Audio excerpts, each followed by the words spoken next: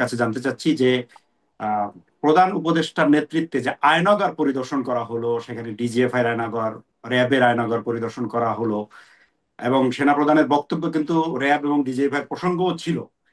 তো এইটার ওনার বিরক্তির একটা কারণ হতে পারে কিনা, শামীম হায়দার পাটোয়ারি কি মনে করেন? আয়নাঘর ব্যাপারটা খুবই নির্মম। এবং আমি মনে করি পৃথিবীর কোনো সভ্য দেশে আয়নাঘর থাকতে পারে না। যারা আয়নাঘরের ভিকটিম হয়েছে তাদের প্রতি আমার পূর্ণাঙ্গ সহমর্মিতা আছে, এবং এটি কোনো সভ্য দেশে এটা হতে পারে না। সমস্যা হচ্ছে দুটি। পৃথিবীর এমন কোনো দেশ আছে যেখানে আয়নাঘর নাই? কম বেশি সব দেশে আয়নাঘর আছে। নাম আর যাই হোক। বাংলাদেশে এমন, হ্যাঁ, নাম যাই হোক, আর বাংলাদেশে এমন কোনো সময় আছে যখন আয়নাঘর ছিল না? সব সময়ই ছিল। এবং আমরা এই বিষয়ে কচুক্ষেতের ওই ভবনের অনেক কাহিনী জন্ম থেকে শুনে আসছি। হয়তো বা সাম্প্রতিক সময়ে আওয়ামী লীগের আমলে এটা মাত্রা বেড়ে গিয়েছিল। জি। এখানে কয়েকটি প্রবলেম আছে। জি। দায়টা প্রাথমিকভাবে রাজনৈতিক। রাজনীতি। দায়টা প্রাথমিকভাবে যিনি অর্ডার দিয়েছেন তার। সেনাবাহিনীর সমস্যাটা হচ্ছে তারা একটা চেইন অফ কমান্ডে থাকে। জি। এখন আমি অনেক ছাত্রকে বলতে শুনেছি, অনেক বিপ্লবীকে বলতে শুনেছি সেনাপ্রধান দায় এড়াতে পারবেন না, অমুক দায় এড়াতে পারবেন না। কিন্তু আসলে জিনিসটা তো আসলে খুব মুশকিল বের করা, কোন জায়গায় গিয়ে দায়টা শুরু হবে, কোন জায়গায় গিয়ে শেষ হবে। জি। এবং দেখেন, জিয়া হত্যা নিয়ে কিন্তু বাংলাদেশে কোনো মামলা হয়নি। ঠিক এই কারণেই আমি মনে করি হয়তো বা জিয়া পরিবার মামলা করেনি, যে কাকে ধরবেন কাকে বাদ দিবেন। মঞ্জু হত্যা নিয়ে একটা মামলা হয়েছে, সেখানে মঞ্জুর ভাই ব্যারিস্টার মনসুর মামলা করেছে ক্যাপ্টেন এমদাদকে নাম দিয়ে। ক্যাপ্টেন এমদাদ একটা 164 করেছে, পরে সে মামলা এরশাদ স্যারকে জানানো হয়েছে। সে মামলা আজ পর্যন্ত রায় হয়নি। আজকে সে মামলা চলছে প্রায় 30 বছর। এরশাদ স্যার মারা গেছেন। তো ক্যান্টনমেন্টের বিষয়গুলো, ভেতরের বিষয়গুলো যদি কোনো অনিয়ম হয়েও থাকে, সেটা আসলে বাইরে বিচার করা, মিডিয়া ট্রায়াল করা ঠিক না। কারণ ওই একটা জায়গায় আমাদের স্বাধীনতা, সার্বভৌমত্ব, দেশের ইন্টারনাল স্ট্যাবিলিটি, সিভিল ওয়ার পর্যায়ে গেলে ধমক দিয়ে ঠিক করে ফেলা, ওই একটি জায়গায় আছে। আরেকটা বিষয় আছে যেটা কেউ বলছে না, সেটা হচ্ছে যাদের বিরুদ্ধে তথাকথিত অভিযোগ আসতেছে, ইভেন গুম কমিশন যে অভিযোগ আনছে, সেটা তো আসলে in service army officer, in service army person officer. In disciplinary force. জি। তাদেরকে তো কোর্ট মার্শাল হবে। তাদেরকে তো আপনি সিভিলিয়ান কোর্ট, সিভিলিয়ান কমিশনে, আমার ব্যক্তিগত আইনি ব্যাখ্যা, সিভিলিয়ান কমিশনে তারা এই বিষয়ে সরাসরি হস্তক্ষেপ করতে পারে না। যেটি প্রয়োজন, দেশ, দেশ রক্ষা করতে গেলে এই সমস্ত বিষয়ে অবশ্যই সুনির্দিষ্ট অভিযোগ যাদের বিরুদ্ধে আছে তাদের বিচার হবেই।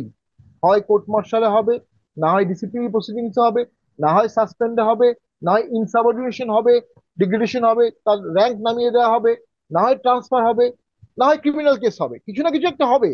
কিন্তু আপনি যখন ইন জেনারেল বলছেন অমুক থেকে অমুক সব দায়ী, সব বাদ দিতে হবে, সব চলবে না, সেজন্যই তো রাষ্ট্র অচল হয়ে গেছে। সেনাপ্রধান এই কথাটাও বলেছেন যে অনেকের নামে মামলা হওয়ার কারণে, মামলার ভয়ে, মামলায় বীতশ্রদ্ধ হয়ে অনেকে কাজ করতে পারছে, যে কারণে পুলিশ পুরোপুরি ফাংশনাল না।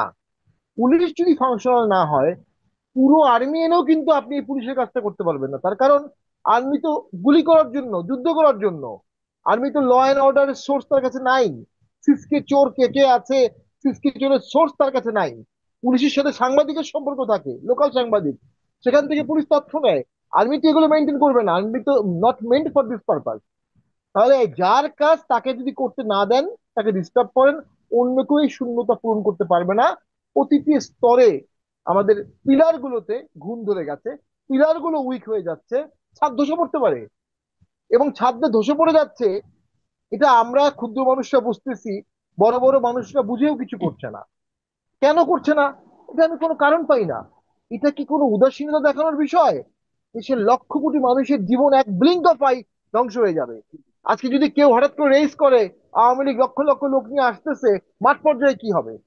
আর যদি হঠাৎ করে একটা গুজব উঠে যে ইন্ডিয়া বাংলাদেশে অ্যাটাক করছে, মাঠ পর্যায়ে কি হবে? কত ভয়ঙ্কর একটা নাজুক পরিস্থিতির মধ্যে কত উইক গভর্নেন্স আমরা দেখছি, কত ইনেপ্ট গভর্নমেন্ট দেখছি, এবং কত ইনএবিলিটি টু কন্ট্রোল দেখছি। আমি মনে করি এই সরকারের দেশের মানুষকে ভালো কিছু দেওয়ার সদিচ্ছা হারিয়ে গেছে। কেন আমি জানি না, হয়তো তারা টার্ম নিয়ে কনফিউজ, যে আমরা 10 বছর টার্ম পেলাম না, আমরা কেন কাজ করব। আমি যেহেতু থাকবো না, আমি দেশ গড়ে কি করব?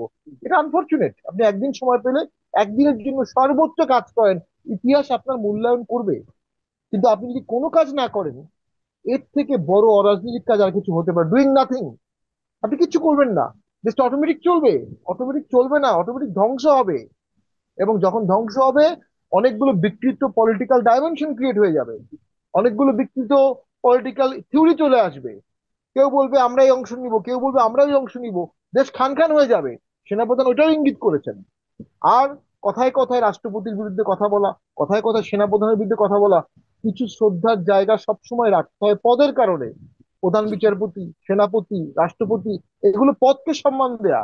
আর ব্যক্তি ওয়াকার সাহেব সম্পর্কে আমি যত আর্মি অফিসারের সাথে কথা বলেছি, আমি শুনেছি, দেখেছি, তার পলিটিক্যাল পরিচয় কি আমি জানি না, সকলেই তাকে কিন্তু শ্রদ্ধার চোখে দেখে তার পার্সোনাল ইন্টিগ্রিটি, সততা এবং দক্ষতার কারণে।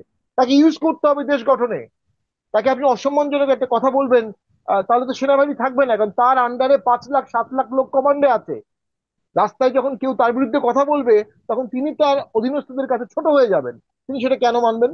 বা আমরাই বা সেটা কেন মানবো? দেশ তো বাঁচাতে হবে। সেই ক্ষেত্রে আমি মনে করি একটা পেশাদারিত্ব প্রয়োজন। উপদেষ্টা পরিষদের সকল দলকে ডেকে পরামর্শ নেওয়া উচিত এবং পরামর্শ অনুযায়ী কাজ করা উচিত। এই উপদেষ্টা পরিষদ একা একা দেশের জন্য মঙ্গল তো দূরে থাক, অমঙ্গলও করতে পারবে না।